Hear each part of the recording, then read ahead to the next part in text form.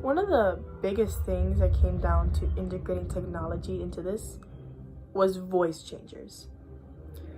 Besides the fact that realistically someone would want to change their voice, especially when they're confessing to a crime through a podcast episode, is voice changers. But also at the time, what specifically me was supposed to voice over the podcast audio.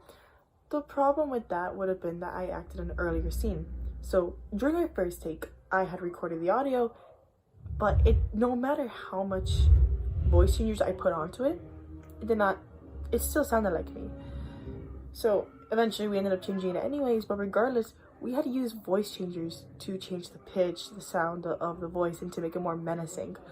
Because there's a lot of podcasts and audios out there where you don't know if that's a real person's voice because they could have been using a voice changer. Their pitch could have been a little bit different. They might be high pitched in real life, but they use like a voice changer to make their voice sound deeper.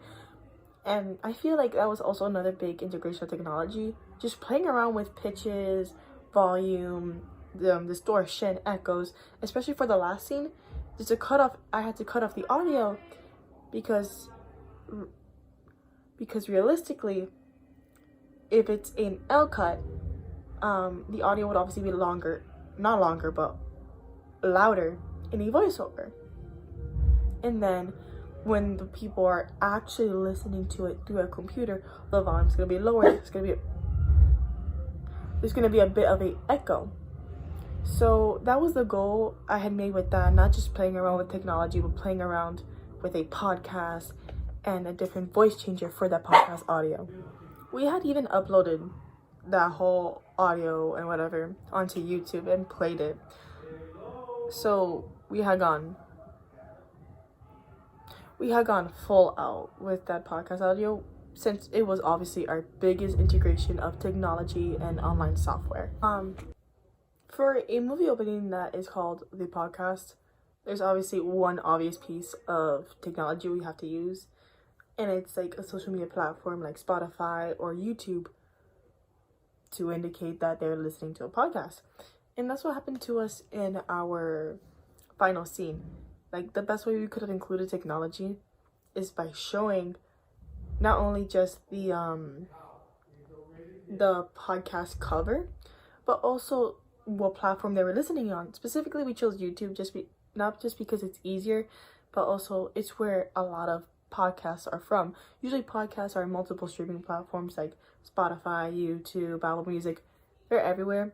So honestly, anything would have worked. But we felt that YouTube was like one of the more common places that you see podcasts, especially for free, that you just search it up and you see so many results. We felt like it's very plausible for that to have been one of the results.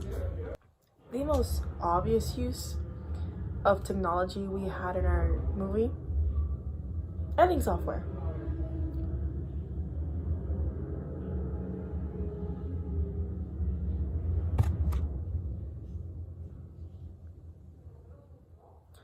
The most obvious use was our editing software, DaVinci. That program was a nightmare to set up, for starters. Discarding how it worked with the movie, because it worked very well, it was awful to set up. It took about a 2 to 2.5 hour download. The program wouldn't work for like 2-3 days. I had to call people up because the program just wouldn't work with me. And I was struggling to figure out, even after it was fixed, how this program worked, because it was so much more complicated than other editing softwares I had used in the past. So, something new to learn, but it was definitely interesting to try and figure that out. I would rather have used any other software, but honestly, it was one of the better softwares out on the platform that were available to me for free without a watermark, which was like the main problem, because a lot of software editing that is free usually comes with a watermark. So this was like probably one of the better options, but it was really bad to download. Horrible.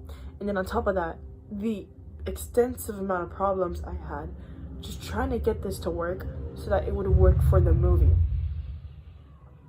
After those issues were handled with, then It was a lot easier to use in movies. Like I said earlier, we used it to do voice changes, change the pitch, change the attitude, to do L cuts, J cuts, to kind of make the podcast audio echo in the final scene, to make it sound like it's coming from the computer. So after that, we got to play along with editing, and honestly, I like how the editing came out for the final movie. So that was my final CER, and that's what I conclude to say about my movie opening the podcast.